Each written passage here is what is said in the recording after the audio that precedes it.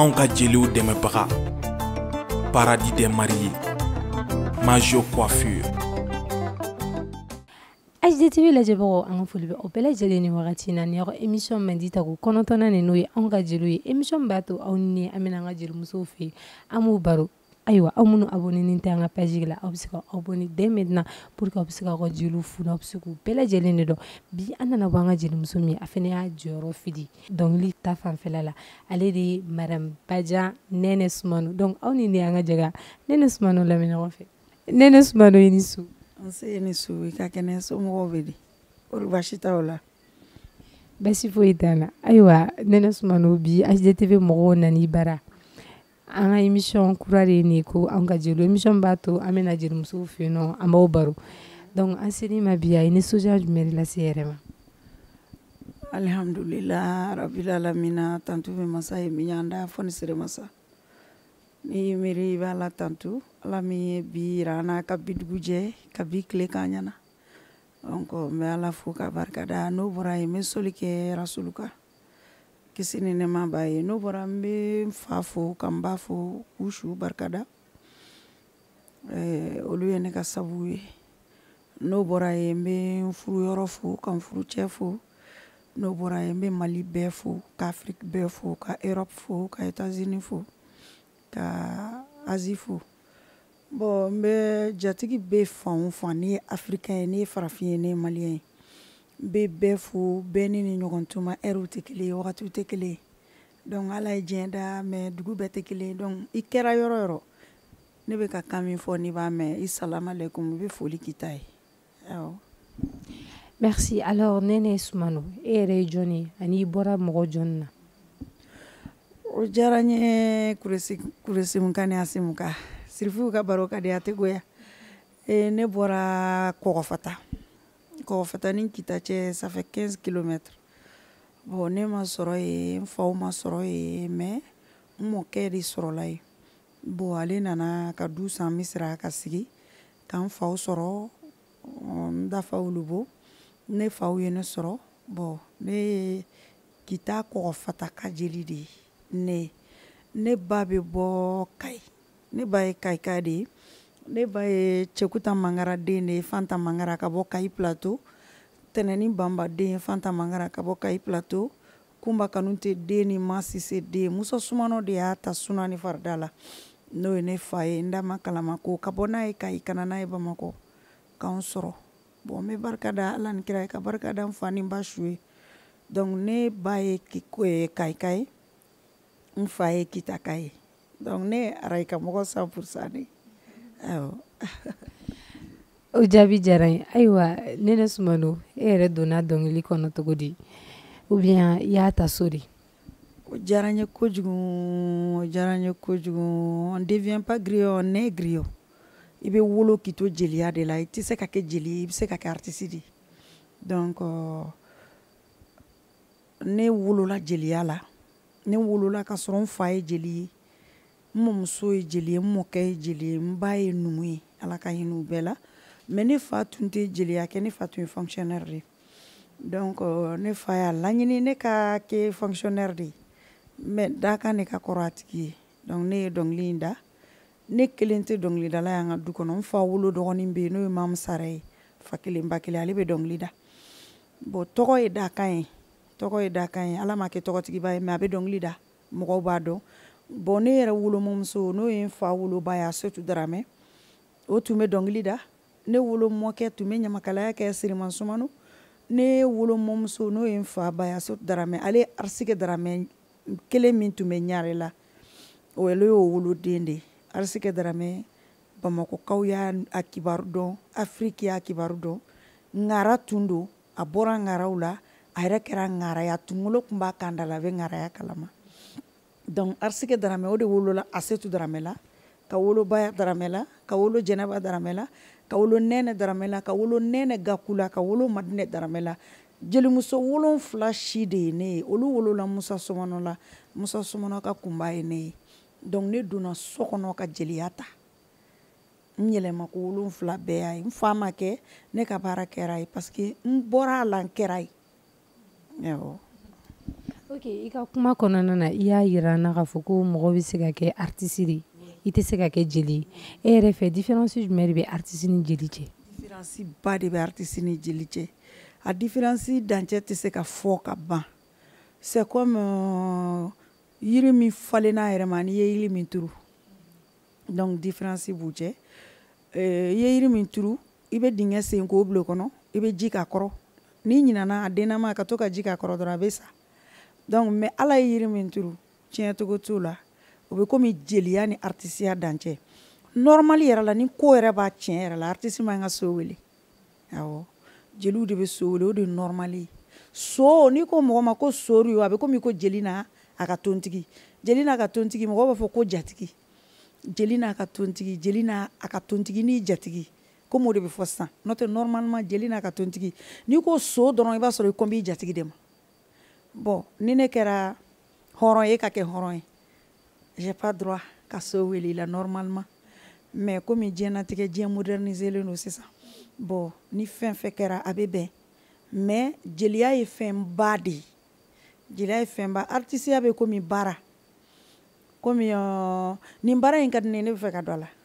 mais ne wolola ka sɔrɔ n fa ni n ba ye nin ye n kan ka nin sira de tagama donc jeliya ni artisiya dancɛ ba de b'a ni ɲɔgɔn cɛ o kosɔn Mali la yan vraiment an bɛ artisiw fo u b'an bonya u b'an min ji sigi i b'a dɔn Mali ye ɲɔgɔn bonya dugu ye karama dugu don maliyɛnw kunkolo b'u kan da la u b'u ka kɛta dɔn u b'u ka fɔta dɔn vraiment gɛlɛya t'an ni artisiw cɛ anw jeliw ni artisiw cɛ bonya ni karama de b'a n'u cɛ siri fɛ awɔ ayiwa Nɛnɛ Sumano yala album b'e bolo wa oui album bɛ ne bolo nin ye ne ka 6e album de ye sisan Bɔfan tun ye 5e album ye nin ye n ye 6e album de kan n ye single dɔw kɛ mais ma tila mais ni ala ye temps caman di yan n bɛ studio la n bɛ fɛ ka 6e album tɔ laban inshallah ka sira ala la ala ka nɔgɔya caman fɛnɛ b'a fɔ album bɛ n bolo komi i balimamuso caman b'a fɔ cogo min na e yɛrɛ fɛ album ye jumɛn de bon album ye min ye album ye i bɛ don studio la i bɛ dɔnkili bɔ i bɛ se ka 8 morceaux kɛ comme i bɛ 12 morceaux kɛ ça dépend artiste yɛrɛ dɔnkili hakɛ min b'i bolo n'i y'o kɛ i b'a kɛ CD ye a bɛ kɛ bon cassette ko tile tɛ yen tuguni n'i y'a kɛ CD ye i bɛ taa n'a ye droit d'auteur la bon olu b'a enregistré u fɛ yen bon i b'a feere a bɛ feere i kanubagaw de b'a san tu sais que n'i ye kulu fan bato na bɛɛ n'i kanubaga de don Bamakɔ artiste bɛɛ n'a kanubaga de don bon mɔgɔ kanubaga tɛ sɔn dɔ i la bɛɛ tɛ se ka k'i fɛ bɛɛ tɛ se ka ba i la ni bɛɛ kɛr'i fɛ i bɛ sa ni bɛɛ ban'i la i bɛ sa donc mɔgɔ bɛ camancɛ de la i tɛ se k'a bɛɛ sɔrɔ minnu b'i fɛ olu b'i ka CD san bon o de ye album ye n'i ye 1 bɔ ka 2 bɔ ka 3 bɔ ka 4 bɔ ka 5 bɔ n'i bɛ 6nan kan komi ne y'a fɔ cogo min i bɛ se k'a fɔ n bɛ 6e album kan awɔ an bɛ jatigi fasaw k'a la komi an bɛ modernew k'a la ayiwa Nɛnɛ Sumano i yɛrɛ ɲuman i ye jeli de jeliya daminɛ ni sisan cɛ fo an bɛ yɔrɔ min na bi yala i ye gɛlɛyaw sɔrɔ a kɔnɔ Sirifi i b'a dɔn diɲɛlatigɛ fɛn o fɛn gɛlɛya b'a la nɔgɔya b'a la gɛlɛya bɛ fɛn na cogo min nɔgɔya b'a la ten bon a gɛlɛya yɔrɔw ye yɔrɔ minnu ye yanni ka dɔn ce n'est pas du tout facile fo mɔgɔ ka k'i kɔ minnu b'i dɛmɛ dɔɔni ni ala y'i garijɛgɛ don o mɔgɔw la i bɛ dɔɔni bɛ bɔ i ka gɛlɛya la mais n'i ma dɛmɛbaga sɔrɔ i bɛ sɛgɛn trop yanni ka san sɔrɔ bamananw ko kɔngɔn tɛ san sɔrɔ juru kɔ bon gɛlɛyaw ye mun ye i bɛ daminɛ tuma min o b'a sɔrɔ fɛn t'i bolo se t'i ye bon jatigi t'i bolo n'o tɛ ɲɔgɔn dɛmɛ bɛ Mali la a bɛ Afiriki mais tuma min i bɛ k'a daminɛ dɛmɛbaga ko ma nɔgɔn mais ni ala y'i garijɛgɛ bɛn furucɛ ma n'o bɛ fɔli kɛ o jɔyɔrɔ bɛ bonya kosɛbɛ kosɛbɛ i ka baara la puisque ni aw bɛ studio ni fɛnw kɛ ale b'i dɛmɛ a b'i dɛmɛ so kɔnɔ a b'i dɛmɛ studio la a b'i dɛmɛ kɛnɛma donc financièrement bon i somɔgɔw b'i dɛmɛ ɲani ka dɔn ko bɛɛ diɲɛnatigɛ yɛrɛ dɔɔni dɔɔni de fo si tɛ wuli belebele la hali président tɛ girin bi dɔrɔn ka kɛ président ye a b'a commencer dɔɔni dɔɔni fo ala bɛ taa sago d'a ma bon diɲɛnatigɛ gɛlɛya bɛ ten a nɔgɔya bɛ ten mais ni mɔgɔ mɔgɔ ye gɛlɛya kun sirifi a ka ca ala fɛ i bɛ nɔgɔya sɔrɔ dɛ n'i y'i to o dugumalanin na k'a bɛɛ kun bon finalement i bɛna kasɛti dɔ bɔ n'o jara mɔgɔ ye ne ye karisa ye ne ye karisa ye ne ye karisa ye finalement ni bolo jɔr'i la i bɛna dɔn donc n'i dɔnna i bɛ lafiya dɔɔni parce que mɔgɔw b'i ta ni mɔgɔw y'i ta dɔrɔn i bɛ fɛn sɔrɔ i ye i furucɛ ka kuma fɔ nin yɔrɔ na yala i bɛ se k'i furucɛ fɔ mɔgɔw ye Nene Sumano yɛrɛ furulen don jɔnni de ma alhamdulillah ne furulen don Badian Jabate de ma mɔgɔ caman b'a dɔn ale bɛ guitare fɔ an ka baara bɛnna ɲɔgɔn ma a bɛ n furu j'avais 16 ans bon ka ta o ma ka na se bi ma a ye dɔɔnin kɛ donc n bɛ ala fo ka ala ni kira tɛmɛnen kɔ n fa ni n ba fo n bɛ n furukɛ fo muso tɛ foyi ye ni fa ni ba ni furukɛ ni balimaw ni somɔgɔw tɛ n'o bɔra la kɛnɛmamɔgɔw bɛ sɔrɔ ka fara a kan donc a ye n dɛmɛ ko caman na puisque ne bɛ n ka dɔnkili caman sɛbɛn ni y'a sɛbɛn après ni y'a sigi ɲɔgɔn kan ni y'a yira a la a b'a fɔ nin bɔ a la nin fara a kan kɔfɛ ale yɛrɛ bɛ dɔw sɛbɛn n'a y'a sɛbɛn a b'a fɔ bɔ i bɛ nin fara a kan n'o nana ka n'a da tan yɛlɛma nin cogo in na a jɔyɔrɔ ka bon n ka baara la n b'a remercier a bɛ États-Unis nin wagati in na mais a tulo bɛ n na awɔ Nene Sumano yala i ye denw sɔrɔ i yɛrɛ denw n ye denw sɔrɔ n ye n yɛrɛ denw sɔrɔ alhamdulillah tabarikala denw caman bɛ n bolo n ye denw sɔrɔ awɔ n bɛ ala fo ka barikada minnu bɛ n bolo ala ka barika d'u la ala ka si ni kɛnɛya d'u ma k'an yɛrɛ kɔrɔ u ɲɛna n b'o ɲini ala fɛ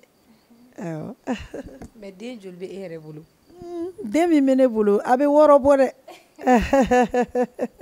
ne denw bɛ 6 bɔ dɛ Sirifi awɔ a b'o bɔ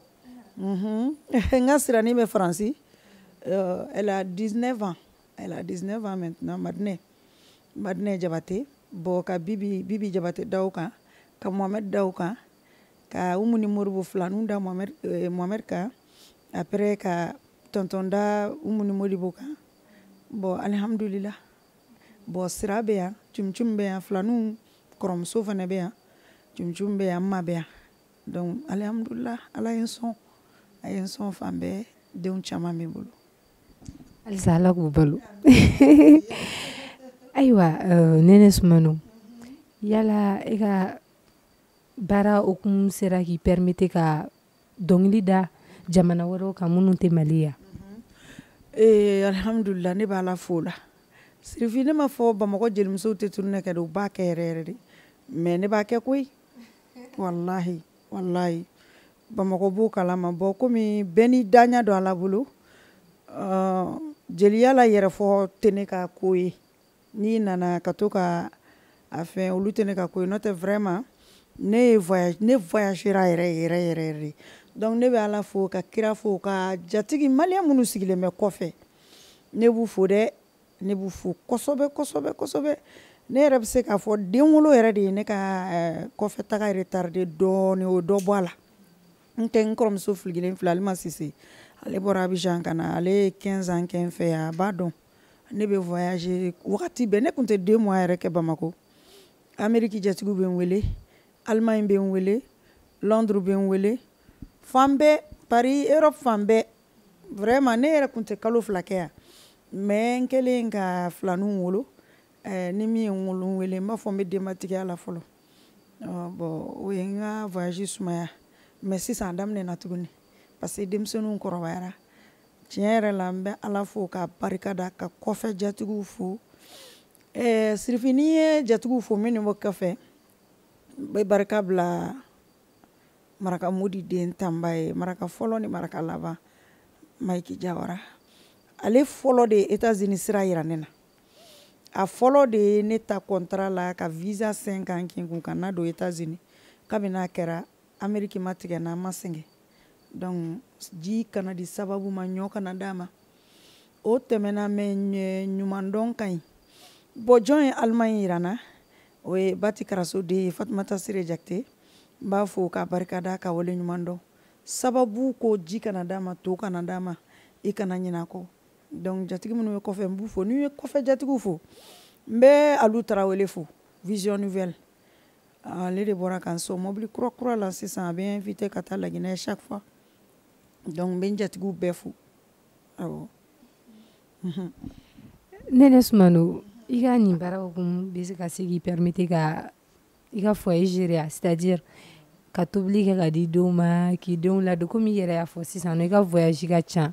donc e bɛ se ka mun de fɔ an ye o la. Bon ne ka voyage ka ca jatigi ye ne wele togo togo ni ne taara i ka fɛn na n tɛ tɛmɛ une semaine kan n bɛ boli ka na so ne bɛ se k'a bɛɛ kɛ ni sumu bɛ yen an bɛ t'o la ni sumu tɛ yen n bɛ gɛrɛ n ka daga la furu ye barika ɲini de ye furu ye barika ɲini de ye bon n ka kan ka minnu kɛ n bɛ tobili kɛ ka di n cɛ ma n b'a kɛ ka di n denw ma n ka kan ka occuper n denw na cogo min n bɛ occuper o la ten dɔnkili da ma ne ka cɛlasigi sa n b'a fila bɛ gérer ɲɔgɔn fɛ. Nɛnɛ Sumano dumuni jumɛn de tobili ka di ye ka tɛmɛ dumuni bɛɛ kan ani i bɛ jumɛn de fɛ i ka plat préféré. Sirifi n ko ye zanmɛ ni jɛgɛ kɛnɛ de ye.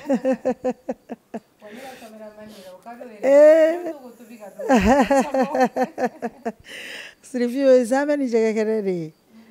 ne bɛ se o la o ka di ne ye awɔ. O de ka di ne fa ye fɛnɛ. Bon e fa bɛ tigadɛgɛ de fɛ n'i ye tigadɛgɛ tobi bi sini n'i ye na wɛrɛ tobi n'i ye 2 jours bila dɔrɔn a bɛ kɛlɛ kɛ awɔ tile 1 dɔrɔn de bɛ bila ale ka tigadɛgɛ cɛ ale y'o de ye maninka de don. Ok Nɛnɛ Sumano ne bɛna fanu ka question kelen poser ko n'i ye jeli bila bato kɔnɔ bato mana fa jeli la donc jeli minnu bɛ yen nɔ k'u tɛ boisson min ko n'a bɔra a kɔnɔ bato bɛ jɔ donc e yɛrɛ fɛ e bɛ se ka mun de fɔ an ye o la est ce que mɔgɔ tɛ se ka kɛ artiste ye ka sɔrɔ i ma tɛmɛ o sira fɛ. Bon artiste camanba de bɛ yen minnu tɛ boisson min o ka ca o ka ca bon tu sais que mɔgɔ si tɛ se ka mɔgɔ ɲɔgɔn juger oui parce que a bɛ min kɛ n'i yɛrɛ bila place la i b'a kɛ ka tɛmɛ o tigi kan donc il ne faut i kana mɔgɔ si juger dans la vie bɛɛ n'i ka vie cogoya don dɔ ɲɛna ko nin de ka ɲi mais n'i y'a yira dɔ la o b'a fɔ k'a man ɲi mais i b'a sɔrɔ ne ko ko min ka ɲi o de ka ɲi ne bolo mais o man ɲi e bolo donc an bɛ dugawu kɛ ala ka hakili ɲuman d'an bɛɛ ma an minnu bɛ sira ɲuman kan ala ka dɔ fara a kan an minnu tɛ sira ɲuman kan ala k'an bila sira ɲuman kan ayiwa an bɛ dugawu kɛ o la. Merci beaucoup Nɛnɛ Sumano folikan laban jumɛn de b'i bolo ka lase an lajɛbagaw ma an kanubagaw i kanubagaw je vais dire ani ka tila ka acapella kɛ en live hein. Ok bon folikan min bɛ n bolo Sirifi jeli tɛ foyi ye f'i jatigiw walahi dɔnkilidala tɛ fosi ye f'i kanubagaw i t'a dɔn k'i kanubagaw n'i jatigiw ye fɛn ye n'i kafara ka yaada n'olu y'i bila i b'a dɔn k'u ye fɛn ye n'i y'a mɛn dɔnkilidala dɔrɔn jamalamɔgɔ dɔrɔn i jatigiw don donc yaada ni kafa bɛnnen don fɛn bɛɛ la fo jeli kan ka majigin jamalamɔgɔ kan ka majigin jamalamɔgɔ kan ka da jamalamɔgɔ ni kɛlɛ man kan ni kafa man kan ni yaada man kan donc ni n y'o fɔ n b'o fɔ n jatigiw ye n b'u barikada Mayi Sirifi jatigiw de bɛ du jɔlen bannen d'anw ma hali sisan ka étage jɔlen bannen di ne ma goudron da la yan Titibugu la Mayi jatigiw de bɛ mobili kura d'anw ma k'a bɔ a mana kɔnɔ sisan ka di ne yɛrɛ ma même pas 4 jours Mayi an bɛ du minnu jɔ an filɛ minnu kɔnɔ yan an bɛ nin kɛ sumu kɛ wari de la dɛ n'an taara sumu kɛ an bɛ terrain san an bɛ sponsement kɛ an bɛ so jɔ Mayi an bɛ dumuni minnu kɛ jatigiw de b'a d'an ma dɛ jeli tɛ fosi ye ni jatigi tɛ awɔ walahi donc ne bɛ ala fo ka kira fo ka barika da ala ni kira ye ka da n fa ni ba ye ka da n furu yɔrɔ ye k'a da bamakɔ jatigiw ye bamakɔ jatigiw bada san 10 kuma kelen san 20 kuma kelen hayo jatigiw kiyaratu bamakɔ jatigiw la u ni miliyɔn u ni ba kɛmɛ u ni miliyɔn 10 ni miliyɔn 5 ani mobili kilew ni du kilew ni étage kilew bamakɔ jatigiw a y'a barika a y'a barika n'i ye diɲɛ di jeli ma a tɛ se ka fosi fɔ f'a barika a y'a barika Bamakɔ jatigiw États-Unis bɛ ten Paris bɛ ten Allemagne bɛ ten Londres bɛ ten n'an ta ni n ye n sen ta ka taa yɔrɔ o yɔrɔ jatigiw ka ca n bɛ ka siran ni n ye dɔ tɔgɔ fɔ ni ɲinana dɔ kɔ walahi Sirifi n bɛ jatigiw fo. Ne ba fɛn jumɛn de ka di ni fɛn bɛɛ ye ani au contraire i tɛ fɛn jumɛn de fɛ ni fɛn bɛɛ ye. O diyara n ye kojugu foyi man di ne ye bɛn ni kelenya ani sigi ka fɔ Sirifi o ka di ne ye sa surtout mɔgɔ n'i balimaw ani jɛɲɔgɔnw cɛ n'aw bɛ to ka don da kelen fɛ ka bɔ da kelen fɛ min ye fantan ye o ka fantanya tɛ dɔn balimaya la n'a bɛ don ɲɔgɔn kɔ n'aw bɛ bɔ ɲɔgɔn kɔ min ye fantan ye o ka fantanya tɛ dɔn o ka di ne ye trop diɲɛlatigɛ la ka tɛmɛ fɛn bɛɛ kan bɛn ni kelenya ni sigi ka fɔ in y'o fara kan min na parce que escroc bɛ se ka nkalon tigɛ aw ni ɲɔgɔn cɛ n'aw sigira ka fɔ aw bɛ bɛn tugun o de ka di ne ye min ka go ne ye ka tɛmɛ a bɛɛ kan min ka go ne ye ka nkalon da mɔgɔ la min ni tiɲɛ bɔli ka sɔrɔ a ma kɛ Sirifi o bɛ Bamakɔ bi k'i ni kanubagaw ni diyaɲɛbagaw cɛ tiɲɛ nkalon ni wuya la ka sɔrɔ Ala ma ye kira ma ye non ka go ne ye ne t'a kɛ mɔgɔ la n tɛ fɛ mɔgɔ ka kɛ n na awɔ. Ne ba min profite ni yɔrɔ la ka i yɛrɛ denkɛ dɔ fo n'o ye Usmani Dafejɛ a fɛnɛ b'a jɔyɔrɔ fili ne ka émission ko la foli belebeleba d'a ma ni wagati na ayiwa kurun sera cɛncɛn ma sisan nɔ an mago bɛ live de la live fitini. I maga nɛnɛ gɔrɔbɔ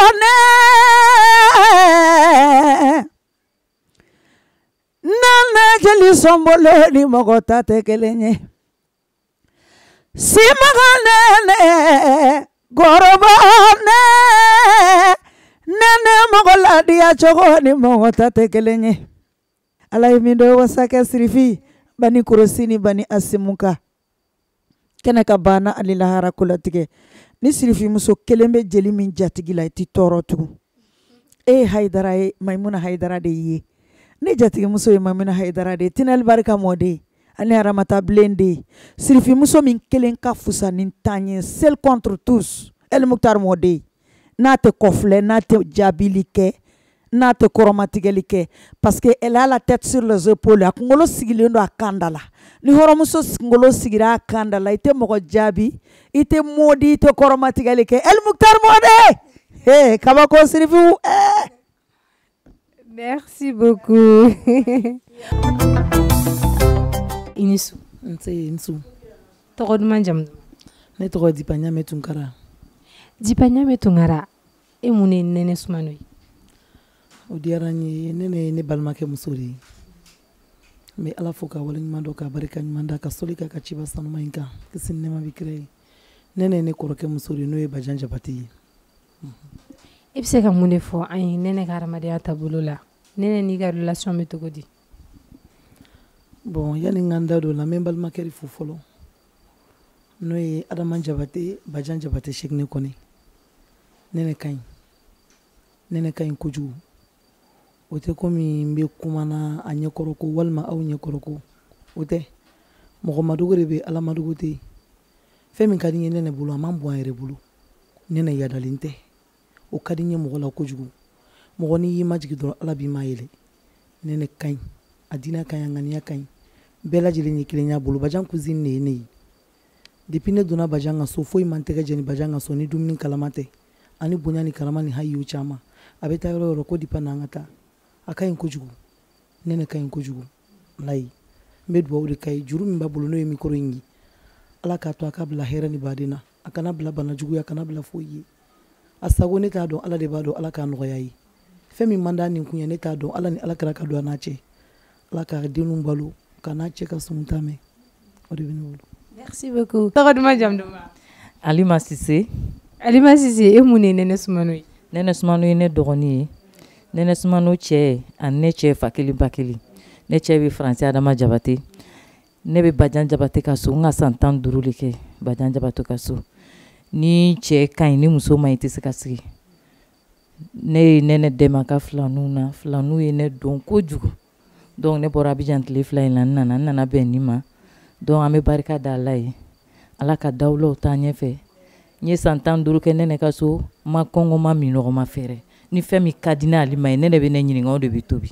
donc an bɛ dugawu kɛ ala ka si ni kɛnɛya d'a ma ala kana nafigi don an ni ɲɔgɔn cɛ a bɛ siran min ɲɛ ala k'a kisi a ma. amina yarabi. Nene e yɛrɛ ye ne ka jeli le o parce que déjà e Maimouna Chérifou Aidara tɔgɔ fɔ ka ban donc ne yɛrɛ ye Maimouna Chérifou Aidara ye donc an bɛɛ bɔra an bɛɛ de tɔgɔ kelen an bɛɛ ye jamu kelen donc i ka dɔnkili dɔ bɛ yen nɔ ko musoya o dɔnkili ka di muso ye an dun balimamusow de ka ca émission in lajɛli la donc n'i sera k'o morceau fitinin da an ye ani yɛrɛ ye ne tɔgɔ ma fasa ani ne yɛrɛ fasa k'o kɛ conclusion ye. Ne jatigi ka ɲi ma i sirifi ka ɲi a bɛ jeli nɛnɛ sɔn caman jatigi nin diyara n ye Elimugu tari mɔde ko ma i sirifi ka ɲi ma i bi saturu nɛnɛ sɔn selasi kile la jatigi nin diyara n ye ala ni ala ni koresimuka ani asimuka makanka ni madina ka mina ka ni arafa ka mudalifa ka sirifiya tɛ taɲɛ kɔnɔ to tɛ sirifiya ye kelen ni kelen dɔrɔn aramatɔlɛ sirifi kan sɔn selasi kile la Bamako kaluba sɔngɔ dɔn ɲare la El Mukhtar mode a kan sobure nga salu na kilo kelen ni kla Aisha la lagare aleni Aisha be fa kelen ni ba kele Aisha kumba totigi kumba minte baden jugu ye na ba dogoni ka nyele fe Aisha sirifi Madame Monsieur le maire Aisha mala jigi koralu barikada El Mukhtar mode nye mbe yɛlɛma sotiba dominaya sirifi kan sɔn miliyɔn kelen ko ne ka taa lisa Bamako ɲari la a kɛra ala ɲana a kɛra ala ni kira ɲana a kɛra mɔgɔlu fana ɲana ɲɛ jeli le n tɛ wuyada jatigi la ɲari la ya ne jatigi ka ɲi wa El Mukhtar bɔde ka ɲi a bɛ mi jeli nɛnɛ sɔn caman wa ne jatigi nin diyara n ye nani va tolongu mate musolukani farafina musolukani iyo ko nani va tolongu mate musolujole yo Afriki musolujole muso trompe chemi mana unega ambodo bazena ka papier ni koka muso bugo chemi mana utorankodo talona kadem harsikeno nasongo bobali mi bana utoranto bila kerefewa nekilisha hey nemala muso fodu abe hakili jigi jonna muso be ne hakili jigi muso che kan fola Maria omu boarela abe hakili jigi jonna abe hakili jigi Badaramani de Basinali de Madame Modibo Keita Marie Sinclair Mariamu Boarela Sanu Boare Wari Boare Mogoni Fia Boare ni Jonye Kelenye Wari tigi ni nilila te kelenye Femme mogo chama veta buluti laza Nanga jigilu barikada Sabani sababae munkerila Mena jigilu barikada Modibo ya tasuna ni fadidala kani muso wɛrɛ tɛ société la Bamako ɲari la Modibo bɔra Nuru Soma Karabali Soma Mande Soma fɔlɔ ani Mande Soma laban ka bɔ kɔnkɔma wɔrɔlɔnkɔma jugutankɔma ni warabankɔma Sunjata Majeli ni mɔgɔ wɛrɛ ka ɲa dɛ Simbo itololole nanga jigilu barikada Bebarikada Maimouna Watara de sobe Mariamu Bare Bebarikabila Sabani sababa foronto Jigi mogo mancha laidu mogo mancha Sabati mogo tebe nani fa tolongo mata musolukani Jeli abdurana wele musoluma o tɛ tulon ko man di i mana cɛla kalo ɲini ka wolo ko musolu jɔle a cɛlasigi bɛ n'aw ma denmisɛn kulu ma ɲininkara wolo ko musolu jɔle den n'a dɔn ɲuman bɛ n'aw ma wa i mana kɛ fɛn fɛn ye diɲala i sabu bɔra musolu la bonya ka segin musolu ma n bɛ musolu ma ne bɛ musolu ma ne mana musolu ko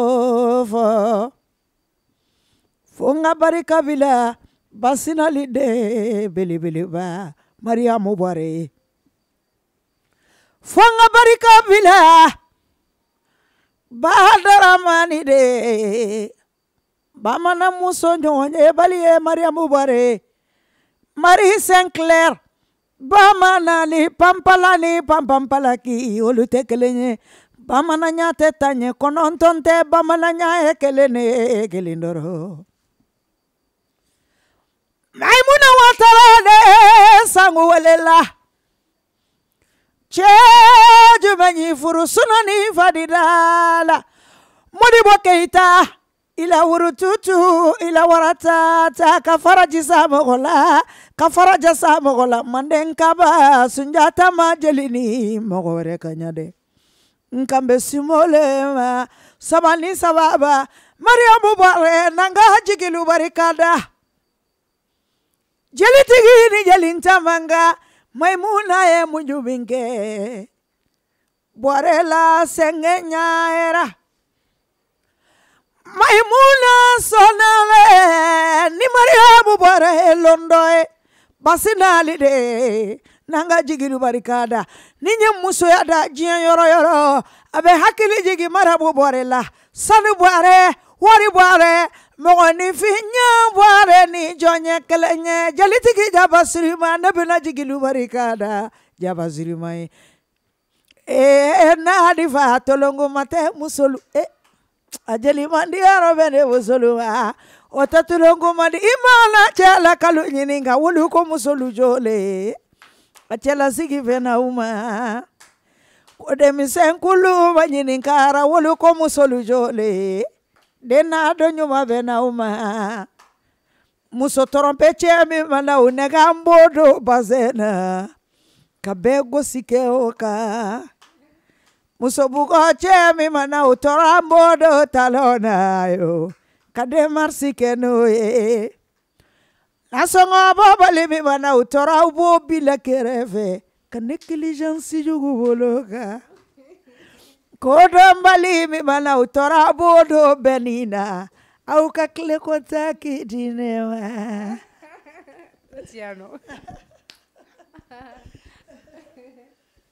An bɛ lèvre fitinin de la ne fasa dara en même temps musolakaw fana fasa dara donc ne bɛ ka compte Orange Money d'aw ma aw bɛ tanti Nɛnɛ ka jansa di foli belebeleba an b'o di n ka équipe ma n'i y'a ye nin émission bɛ ka réaliser parce que cɛdenw de bɛ ne kɔfɛ olu bɛ ka baara gɛlɛmanba de kɛ olu tɛ ka ye comme je le dis tout le temps ne de bɛ ka ye mais olu bɛ ka baara belebeleba de kɛ et puis c'est une équipe solide donc n b'u fo kosɛbɛ yɛrɛ yɛrɛ de n tɛ sɛgɛn n tɛ ɲinɛ n b'u fo ka tila k'an ka sponsor fo an ka sponsor fɔlɔ o ye Paradis des Maris chez Awa ka baara bɛnnen bɛ robe de mariée feerelu de ma n'i taara Awa fɛ yen nɔ i bɛ robe de mariée sugu bɛɛ sɔrɔ yen i kɛra mɔgɔ belebeleba i kɛra disquette ye i b'i ka choix de sɔrɔ Awa fɛ yen ayiwa Majo Coiffure ale fɛnɛ sigiyɔrɔ bɛnnen bɛ Baka Jikɔrɔni Golf ma ne ka maquillage émission na ale de b'a kɛ ani ne kunkolo Majo de b'a kɛ donc n bɛ Majo n'a ka mɔgɔw fo ka aw yɛrɛ fo sɛgɛnbali ɲina balo n tɛ sɛgɛn aw foli la dɛ parce que n'i y'a mɛn an ka jeliw fɛ yen nɔ k'an b'u ɲininka ka interview kɛ n'u ye comme je le dis tout souvent c'est à cause de vous parce que aw de bɛ ka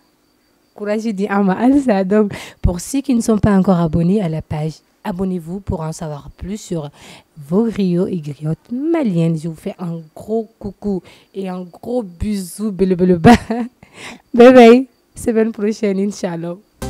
Anw ka jeliw dɛmɛbaga Paradis des Maris